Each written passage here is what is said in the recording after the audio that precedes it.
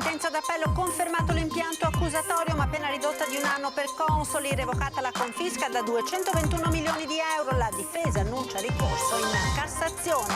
Accolta la richiesta dei 3 anni avanzata dall'accusa, al PM la vicenda non finisce qui e conferma che a breve ci saranno novità anche sul fronte della bancarotta fraudolenta. Fuori dall'aula bunker la protesta dei risparmiatori rimasti letteralmente in mutande, il governo sblocchi il fondo per le vittime delle banche, dicono in ballo $500 milioni. Anche a Treviso sono apparsi in queste ore scritte in favore dell'anarchico Alfredo Cospito, sciopero della fame, indaga la Digos. 1 anno fa la tragedia in A28 e la morte delle 2 cugine uccise dal pirata della strada, poi arrestato. Il dolore è sempre uguale, raccontano i genitori di Jessica. Il 6 febbraio processo d'appello per il responsabile. Guasto al riscaldamento in alcuni uffici della questura, i poliziotti delle volanti e della stradale al freddo da 1 mese, la denuncia del COISP. Con la scusa di effettuare controlli sugli impianti di riscaldamento, di fare sondaggi sulle condizioni di lavoro delle donne, cercano di entrare nelle case. Ora a lanciare l'allarme è la provincia di Treviso. Aveva tanta fretta di nascere, troppa, e così la mamma l'ha partorito in auto. È successo ieri sera a Treviso. Mamma e papà erano partiti da Vazzola diretti al Cafoncello.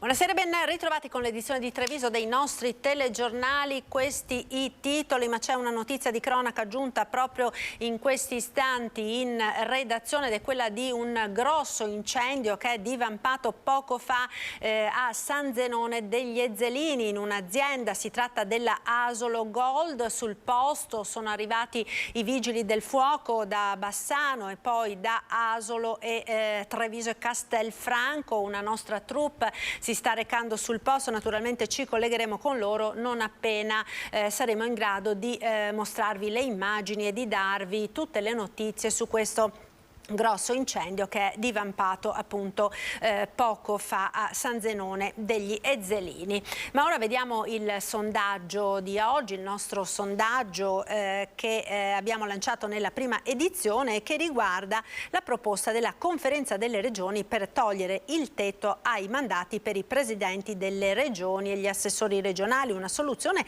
che nel primo caso consentirebbe al governatore Zaia di ricandidarsi alla guida di Palazzo Balbi. Allora vi chiediamo, governatore e assessori, mantenere il limite dei mandati.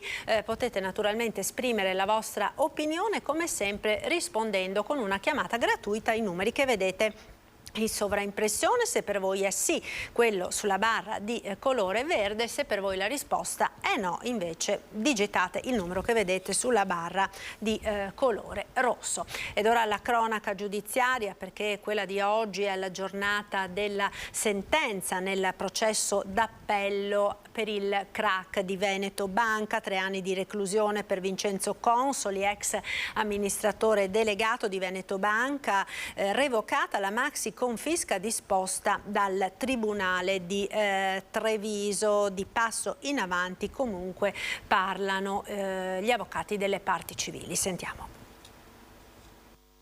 In nome del popolo italiano, la Corte d'Appello di Venezia, seconda sezione penale, ha deliberato il seguente dispositivo di sentenza. Ridetermina la pena complessiva in anni 3 di reclusione, revoca la pena accessoria della interdizione temporanea dai pubblici uffici, revoca la disposta confisca. La pronuncia arriva alle 2 del pomeriggio in aula bunker a Mestre e di fatto conferma l'impianto accusatorio, riconoscendo l'ex amministratore delegato di Veneto Banca Vincenzo Consoli colpevole del reato di ostacolo agli organismi di vigilanza. L'unico capo di accusa rimasto in piedi dopo che la prescrizione ha inghiottito i reati di aggiotaggio prima e falso in prospetto poi, quest'ultimo nel lasso di tempo tra primo e secondo grado di giudizio. Forse anche per questo la condanna rispetto a quella del Tribunale di Treviso a 4 anni è stata ridotta a 3, ma saranno le motivazioni della sentenza, una volta depositate, a chiarirlo, così come bisognerà capire il perché della revoca della confisca da 221 milioni di euro inflitta dal giudice trevigiano poco meno di 1 anno fa,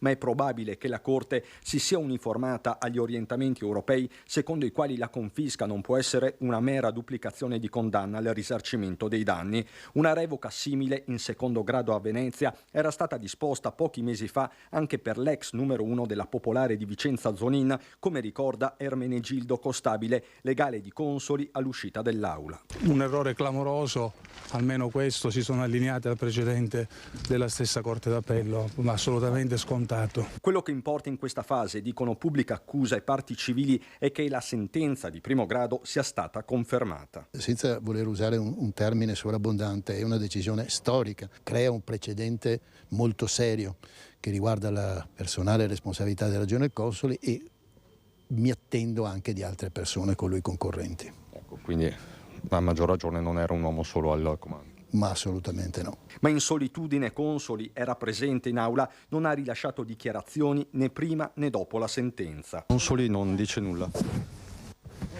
Ci sentiamo dopo. È un anno in meno rispetto alla sentenza di primo grado. Non ci dice nulla.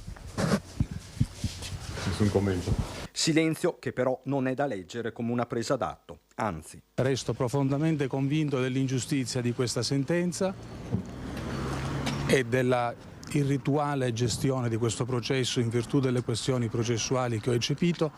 Aspettiamo le motivazioni e facciamo il ricorso per Cassazione. A rappresentare l'accusa il sostituto procuratore Massimo De Bortoli, che dopo il pronunciamento della sentenza si è detto soddisfatto, ma la vicenda Veneto Banca non finisce qui, dice, confermando che a breve ci saranno novità anche sul fronte della bancarotta fraudolenta. Una soddisfazione perché siamo riusciti a recuperare il grave ritardo che avevamo accumulato all'inizio e siamo riusciti a fare questo processo, ad arrivare fino all'appello. L'impostazione accusatoria ha retto, siamo arrivati qui nonostante appunto la drammatica carenza di risorse che abbiamo. Tira un sospiro di sollievo Massimo De Bortoli, è lui che in questi anni concitati ha rappresentato la pubblica accusa nel crack di Veneto Banca e che ha tenuto la barra dritta su una vicenda cruciale per il territorio veneto e della Marca in particolare, una corsa contro il tempo, quella della procura, per scongiurare la prescrizione che ha finora riguardato reati come l'aggiottaggio, il falso in prospetto e che potrebbe far saltare anche il processo per associazione a delinquere finalizzata alla truffa, attualmente in corso sempre a Treviso. Gli sforzi ora, conferma De Bortoli, sono concentrati sull'ipotesi di bancarotta fraudolenta, reato tra i più gravi in ambito finanziario e soggetto a una prescrizione più lunga. Qui le indagini sono ancora in corso di svolgimento, penso che quest'anno dovremmo anche per questo ambito dovremmo prendere delle conclusioni. Diciamo che la vicenda Veneto Banca purtroppo non finisce qui. E qui si torna al tema di sempre, la carenza di personale in tribunale a Treviso, una cronicità ben nota allo stesso guardasigilli Carlo Nordio, ricordata soltanto 2 giorni fa in occasione dell'inaugurazione dell'anno giudiziario a Venezia. So che si rende ben conto della grave situazione in cui si trovano gli uffici giudiziari, quindi io chiaramente nutro molte speranze sul fatto che finalmente ci sia qualcuno a Roma che pensa anche ai nostri uffici, insomma. E fuori dall'aula bunker la protesta dei risparmiatori, alcuni letteralmente in mutande. Vogliamo giustizia e verità, dicono, chiedendo al governo di sbloccare i 500 milioni di euro del fondo per i risparmiatori. I cittadini purtroppo sono stati spogliati della loro identità, dei loro averi, quello che è stato il risparmio di anni. In modo particolare siamo stati truffati sulla fiducia, che già Renzi e Padoan all'epoca ci avevano detto che il sistema bancario italiano era solido e sano. Non è stato così. Oppure il sistema era solido e qualcuno ha voluto rubare, come l'ho sempre detto, i risparmi a oltre 200.000 famiglie. Che siano rimasti in mutande non è un modo di dire e Loris Mazzorato, già sindaco di Resana, lo ribadisce fuori di metafora, nonostante i pochi gradi sopra lo zero. Il sit-in dei risparmiatori fuori dall'aula bunker di Mestre è più di un promemoria e va oltre il processo di giornata. Oggi si vuole processare Consoli, però io dico sempre, Consoli non è altro che un capro espiatorio. Lo ricordo sempre che a novembre 2014 Veneto Banca ha superato gli stress test di Banca Centrale Europea. I risparmiatori veneti sono state le vittime di questa operazione. Il territorio veneto è stato privato di un sistema finanziario che era estremamente importante per il sistema economico veneto. Oggi il Veneto non ha più istituti di credito proprio. La partita non è solo giudiziaria ma politica, in tutti c'è la consapevolezza che solo lo Stato può riparare parte dei danni subiti dai truffati delle banche. Il riferimento è al fondo per i risparmiatori. La legge FIR mette a disposizione dei risparmiatori 1.500 milioni. Quella base è stata erogata, avanzano 540 milioni, quei 540 milioni che fanno parte della dotazione FIR ancora non sono stati distribuiti ai risparmiatori. Noi chiediamo che lo Stato onori le proprie leggi e paghi 383.000 e 50 euro. Risparmi di una vita. Di 3 generazioni. 160.000 euro che erano ancora delle azioni di mio nonno, di mia mamma, e io in fiducia di questo ho pensato di utilizzarlo come la musigna, come si vuol dire, no? 15 anni che sto soffrendo. Vado in pensione e rimango senza soldi. Potevo avere le mie giornate, decidere, fare, il piacere di vivere la vita. Me l'hanno tolto. La Digos di Treviso indaga sull'imbrattamento di alcuni palazzi del centro storico della città nelle scorse ore a firma del movimento anarchico. Slogan e scritte per la liberazione di Alfredo Cospito, l'anarchico in sciopero della fame, spostato nel carcere di Opera in queste ore. Detenuto in regime di 41 bis, gli anarchici ne hanno chiesto la liberazione organizzando raid vandalici non solo a Treviso ma anche in altre città italiane. Non un episodio isolato dunque, ma un atto organizzato su cui ora gli agenti della Digos stanno compiendo gli accertamenti del caso. Per il momento nessuna persona è stata fermata o identificata come autore delle scritte comparse in centro storico. 30 gennaio 2022, un anno fa, il terribile incidente sulla A28 costato la vita alle due cugine Jessica Fragasso e Sara Rizzotto. Ad un anno da quel giorno siamo tornati a Mareno di Piave, dove il dolore è immutato. Oggi è un anno esatto da quel maledetto giorno. Sì, esatto. Oggi sono 365 giorni che mia figlia e mia nipote sono scomparse e è un giorno molto triste.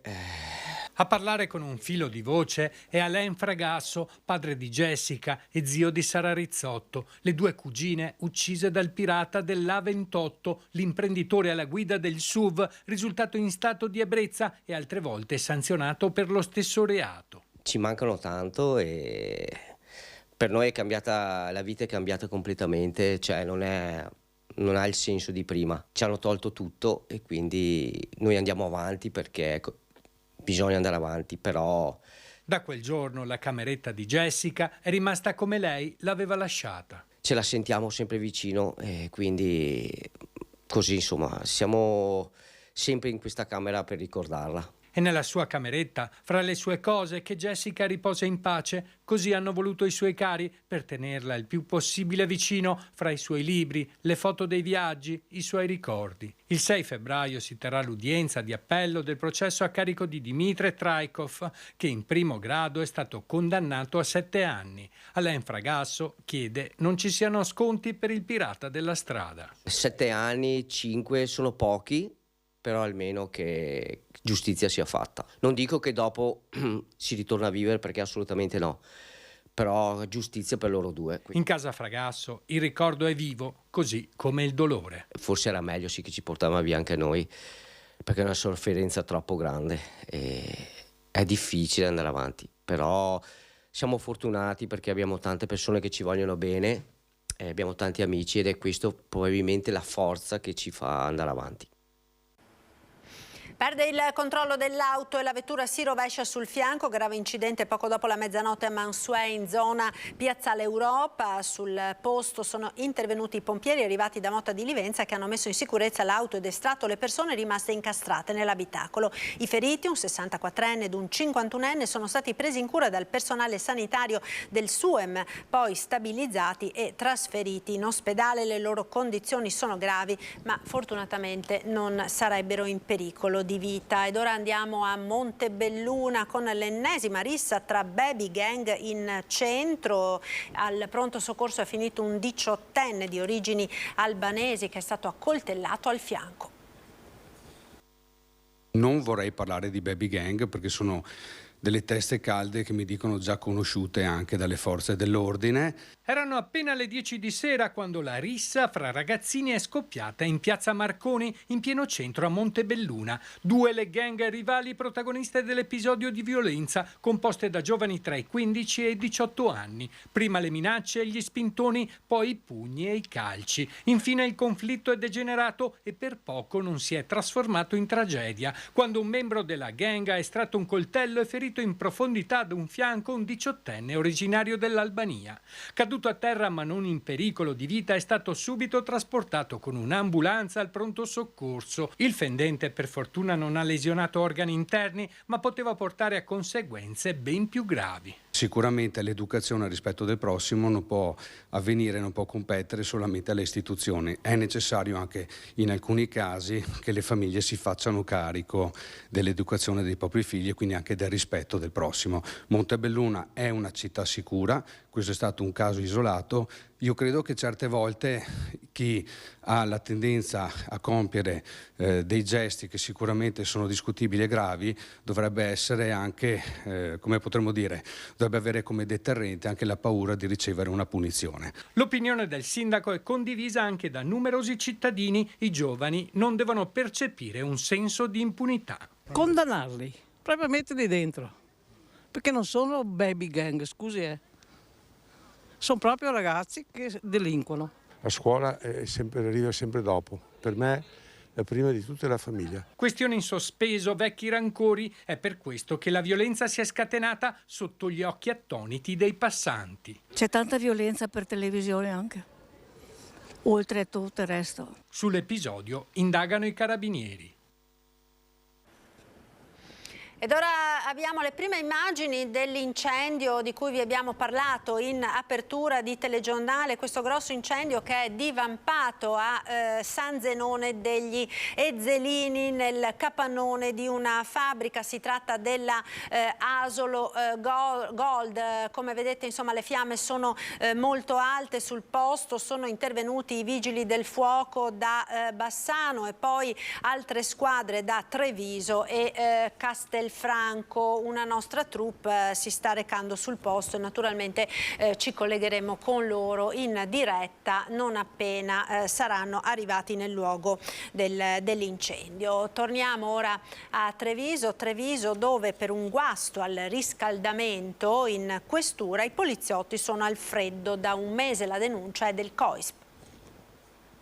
In pratica da dicembre il personale che sta alle volanti e anche la sezione polizia stradale si trova senza riscaldamento e stanno cercando di risolvere il problema con delle stufette. Doveva essere una soluzione temporanea d'emergenza, quella delle stufette elettriche per riscaldare gli uffici della questura al piano terra della Piani, rimasti al freddo a causa di un guasto, ma denuncia il sindacato COISP, questa situazione va avanti da oltre un mese. A parte i colleghi della sezione della polizia stradale che stanno fissi dentro per fare le attività, quindi stanno 6 ore dentro al freddo, ma calcoliamo le volanti, quando stanno fuori già stanno al freddo, rientrano dentro per scrivere magari quell'attimo che possono stare al caldo e devono stare al freddo, cioè non è corretto. Così i sindacati hanno deciso di rendere pubblica la situazione. Stiamo facendo una pubblica denuncia per chiedere l'intervento della politica, degli enti preposti, perché non possiamo andare avanti se non ci pensa l'amministrazione stessa, ci dobbiamo muovere in questo modo, anche a costo da fare manifestazioni ed altre attività che attirano l'attenzione dell'utenza e del pubblico. Abbiamo anche noi i nostri diritti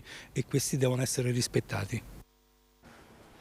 Con la scusa di effettuare controlli sugli impianti di riscaldamento oppure di dover fare dei sondaggi sulle condizioni di vita e lavoro delle donne, cercano di entrare nelle case oppure di carpire informazioni personali per poi truffare i cittadini. Ora a lanciare l'allarme è la provincia di Treviso. Finti tecnici del gas o della luce, operatori incaricati di rilevazioni statistiche. La fantasia dei truffatori non conosce limiti e nonostante le continue allerte lanciate dai comuni, l'ultima sabato da San Biagio di Callalta, si continuano a registrare episodi nella Marca. Ora è la provincia a lanciare l'appello alla massima prudenza dopo la segnalazione di sedicenti tecnici del gas incaricati dalla provincia ad effettuare controlli e verifiche sugli impianti di riscaldamento o a proporre contratti con tariffe più convenienti.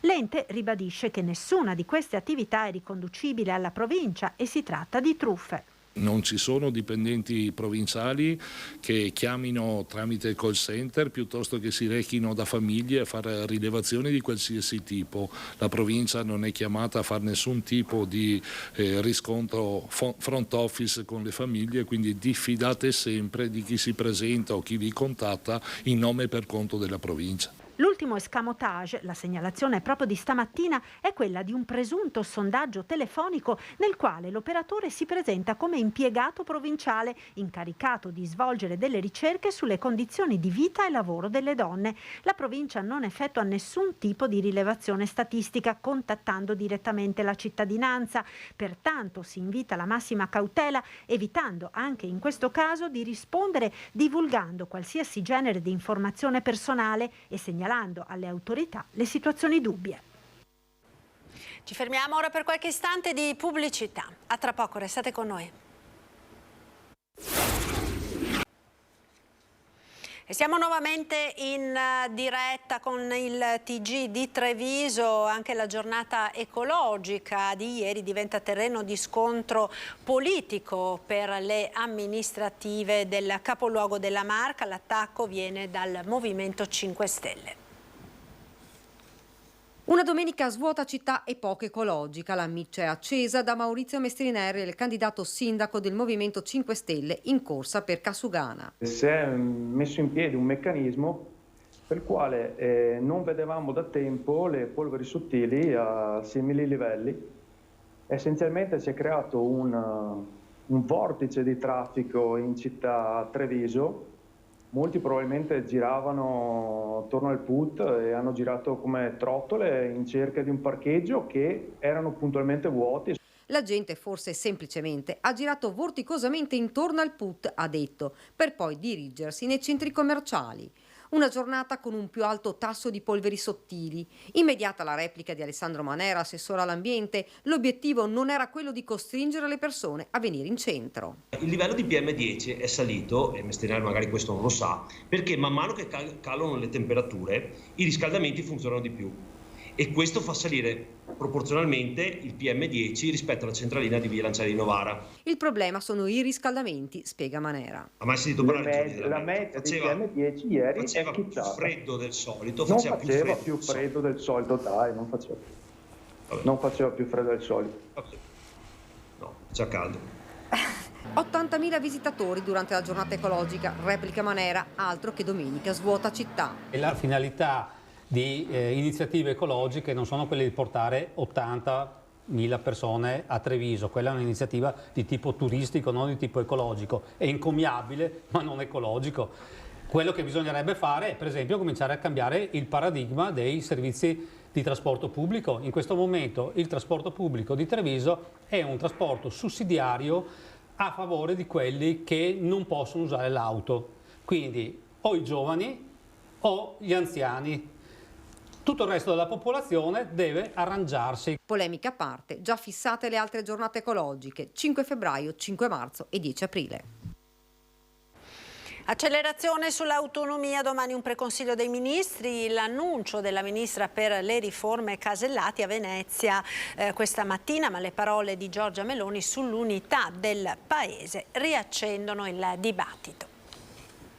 Se dovesse chiedermi cosa c'è ancora da fare, dico attendere che il governo si decida. Domani ci sarà un preconsiglio di solito il preconsiglio si fa in vista di un Consiglio dei Ministri che dovrebbe tenersi giovedì. Un botta risposta in punta di penna, ma sempre botta risposta è, pur nella cornice di una ospitata importante come quella del Ministro delle Riforme a Palazzo Balbi.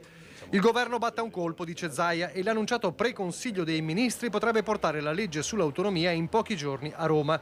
Sarebbe il primo step ufficiale per poi passare la palla al Parlamento. Zaia allora diventa più morbido. Questo governo in 100 giorni ha fatto quello che altri non hanno fatto. Abbiamo una norma che introduce l'obbligo della definizione dei livelli essenziali delle prestazioni e dall'altro adesso il fatto che si parli ad ogni piè sospinto della legge di attuazione dell'autonomia significa che qualcuno l'ha scritta e l'ha anche già depositata. Nelle stesse ore però Giorgia Meloni interviene al progetto Polis, Casa dei Servizi Digitali, sulla semplificazione dei servizi postali e le sue parole diventano quasi un boomerang. Che noi vogliamo unire l'Italia, che vogliamo rafforzare i legami tra le zone centrali e le aree interne. Non ci rassegniamo all'idea che ci siano cittadini di serie A e cittadini di serie B. Una sola Italia con servizi uguali per tutti e diritti uguali per tutti. Eppure Casellati conferma la volontà del governo di andare avanti. L'autonomia differenziata è prevista dalla Costituzione italiana. Leggendo quello che io ho letto nel testo di legge non c'è alcuna spaccatura.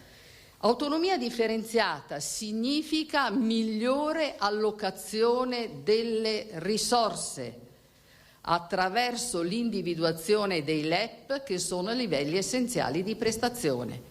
Questa è l'autonomia differenziata nell'ambito di una unità d'Italia che tutti noi vogliamo preservare nello spirito della Costituzione. Già, la Costituzione, che su un altro fronte il governo vuole modificare. È il percorso parallelo sul presidenzialismo, palle in mano proprio a Casellati, che ha sentito in questo periodo tutte le forze politiche prima di stendere un progetto di legge. Adesso mi sono data un po' di giorni per riflettere e poi parlerò con il Presidente Meloni e con la maggioranza per mettere a punto una proposta o per fare ulteriori approfondimenti.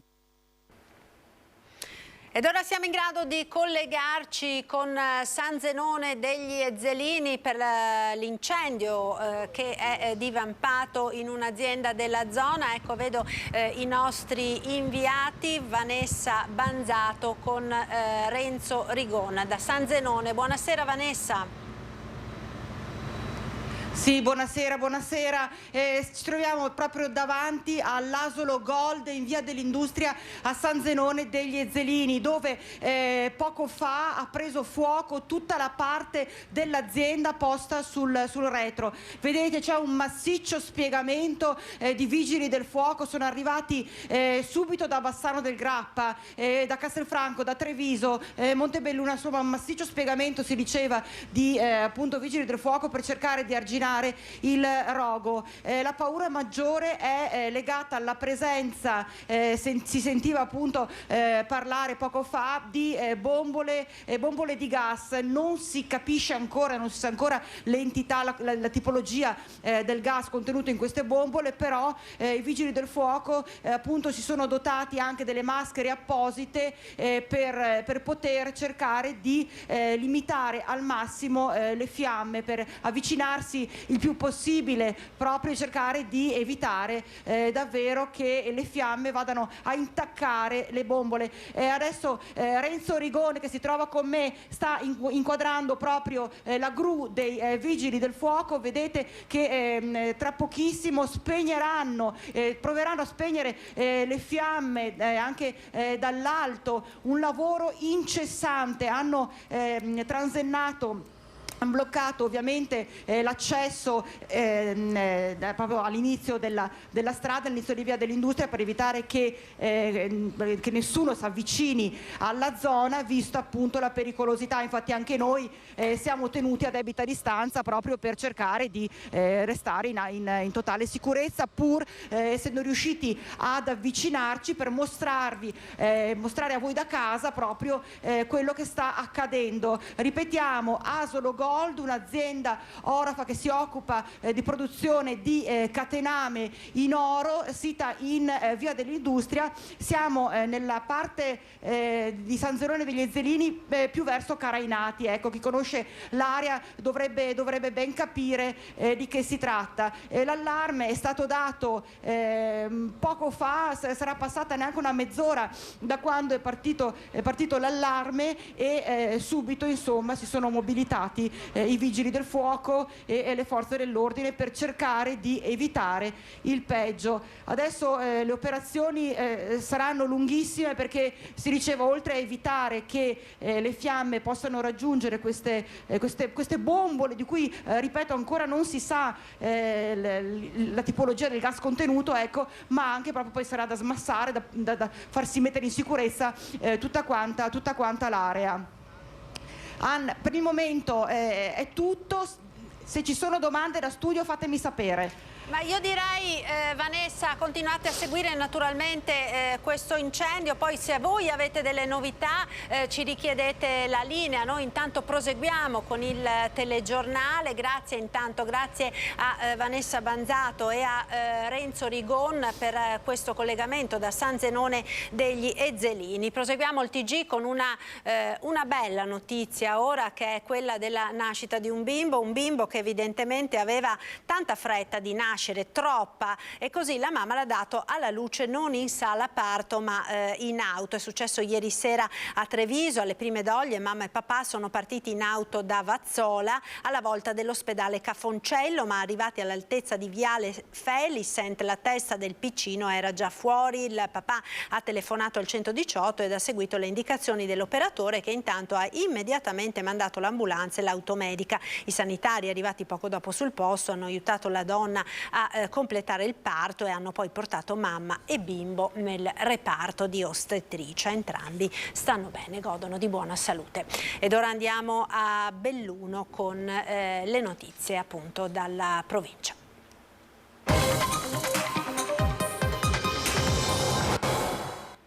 Ed apriamo con gli ultimi aggiornamenti sulla difficile crisi Safilo. La provincia sta monitorando la situazione. Il presidente sindaco Roberto Padrina ha convocato per giovedì prossimo alle 17 in municipio a Longarone un tavolo territoriale con il senatore Luca De Carlo, la Regione Veneto, i rappresentanti sindacali e i sindaci bellunesi. Dobbiamo fare tutto ciò che è possibile per salvare la fabbrica, ognuno per quanto di sua competenza, e salvaguardare la tenuta occupazionale, afferma Padrini. Intanto oggi la conferenza dei servizi ha dato il via libera per un nuovo stabilimento produttivo a Ponte nelle Alpi nel settore dei colori e delle vernici. La previsione dell'azienda è di 89 nuovi posti di lavoro, di cui 40 tra produzione e ricerca.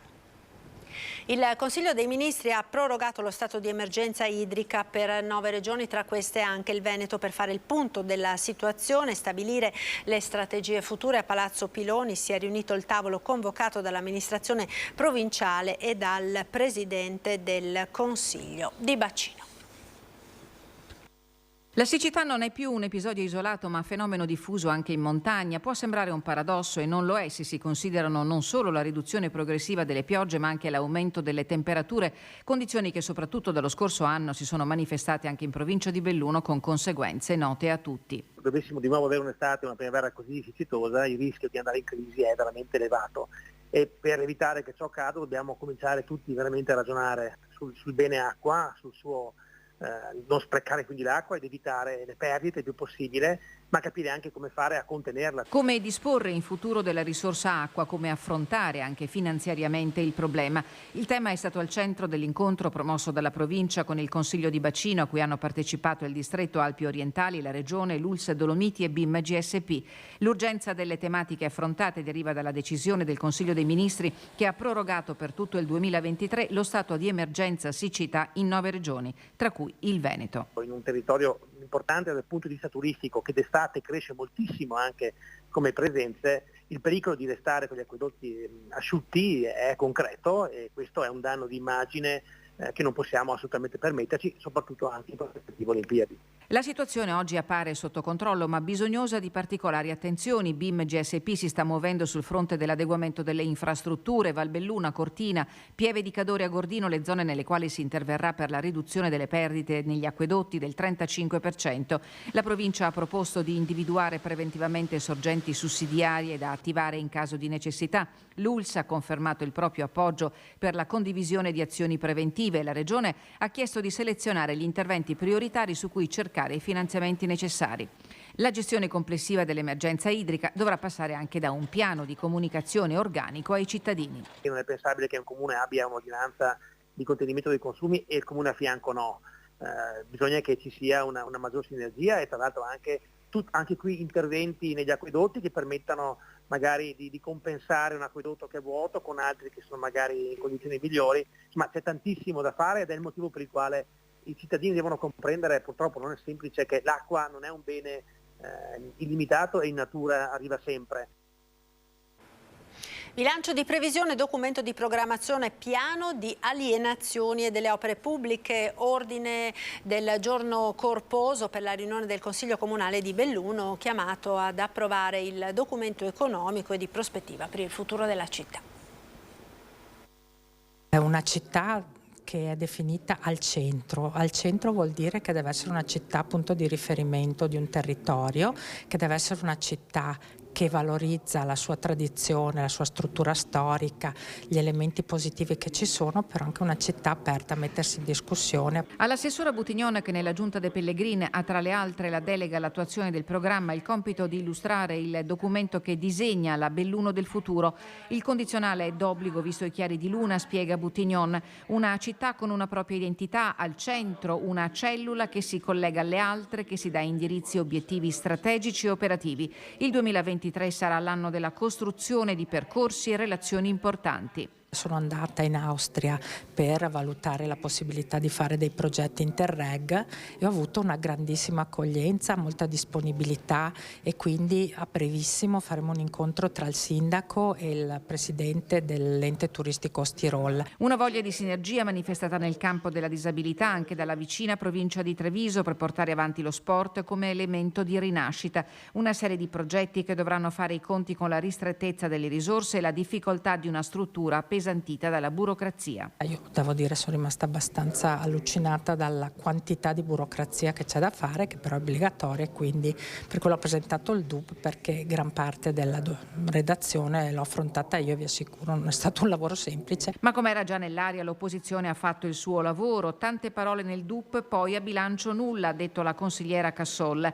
Indicate gli obiettivi ma non gli strumenti con i quali intendete realizzarli, il commento del consigliere Nicolini. Per non parlare della sanità, argomento per il quale l'appello è stato unanime. Ci stanno scippando il nostro ospedale e non state facendo nulla. Da ultimo il tema che potrebbe sembrare frivolo ma che così non è, l'uscita del capoluogo dalle città slow. La domanda di attualità è stata posta dal consigliere Massaro, che ha chiesto se non fosse stato meglio attendere l'approvazione del bilancio prima di effettuare un recesso di tale portata a fronte di una quota di adesione al circuito pari a 3.500 euro annui. Divertimento e solidarietà al Pala de Mas di Belluno per la partita del sorriso, in campo la rappresentativa delle forze dell'ordine contro quella di Palazzo Rosso. Vediamo. Se possiamo fare qualcosa per la solidarietà e per portare un contributo alla solidarietà, questo ci fa sempre piacere. Divertimento e solidarietà, e con questo spirito che al Palazzetto dello Sport di Belluno si sono date battaglia alle formazioni delle forze dell'ordine e degli amministratori comunali per la partita del sorriso. Fischio d'inizio e primo calcio. Forza! L'importante è fare qualcosa per gli altri e siamo qui apposta. Mi hanno lasciato da sola le amiche dell'amministrazione, però cercherò di rappresentare tutte le ragazze. €1 miliardo l'incasso dell'evento, che sarà interamente devoluto al progetto Stacco del Comitato d'Intesa di Belluno, un servizio di volontariato che da quasi 20 anni accompagna persone anziane o con disabilità dal proprio domicilio alle strutture ospedaliere di tutta la provincia. L'obiettivo per il quale stiamo lavorando è un obiettivo molto importante. Il progetto Stacco è un progetto fondamentale per la nostra provincia e che tra l'altro ha fatto anche scuola in tante altre zone del Veneto e fuori dal Veneto. Una partita del sorriso di nome e di fatto, tanti gol da entrambe le parti, anche se alla fine gli amministratori hanno dovuto cedere alla legittima superiorità fisica delle forze dell'ordine.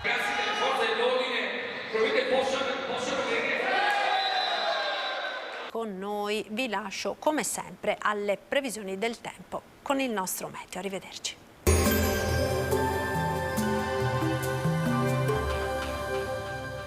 Cooperativa Agricola Volpago offre carne fresca di prima qualità. Ci trovi a Volpago del Montello, Pieve del Grappa, Tre Baseleghe e presso lo spaccio del contadino a Dolo e Massanzago. Bentrovati al meteo. Giorni della merla tra alta pressione e spifferi artici. La prima parte della settimana sarà contraddistinta da un addolcimento termico e da un tempo buono. Il dettaglio di martedì 31 gennaio. Sul Veneto condizioni stabili e soleggiate, salvo qualche occasionale passaggio di nubi alte. Nelle ore più fredde possibili riduzioni della visibilità in pianura con foschie e locali banchi di nebbia. È ancora di grado 3, ovvero marcato il pericolo di valanghe sulle Dolomiti. Temperature in contenuto aumento, minime tra lo 0 e i -3 gradi, massime tra 6 e 8 gradi all'incirca. Spostiamoci ora sul Friuli Venezia Giulia, anche qui cielo in prevalenza sereno, poco nuvoloso al confine con l'Austria. Al mattino estese gelate anche sulla pianura e non si esclude qualche locale foschia o banco di nebbia sulle zone costiere. Temperature minime intorno a 1-2 gradi, massime sui 6-10 gradi all'incirca. Infine diamo uno sguardo alla situazione del Trentino Alto Adige, dove sarà soleggiato ovunque, vedete, con cielo limpido o velato. Temperature minime sotto zero, massime sugli 8-10 gradi.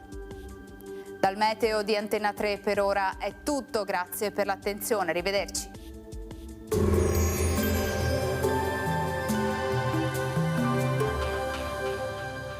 Cooperativa Agricola Volpago offre carne fresca di prima qualità. Ci trovi a Volpago del Montello, Pieve del Grappa, Tre Baseleghe e presso lo spaccio del contadino a Dolo e Massanzago.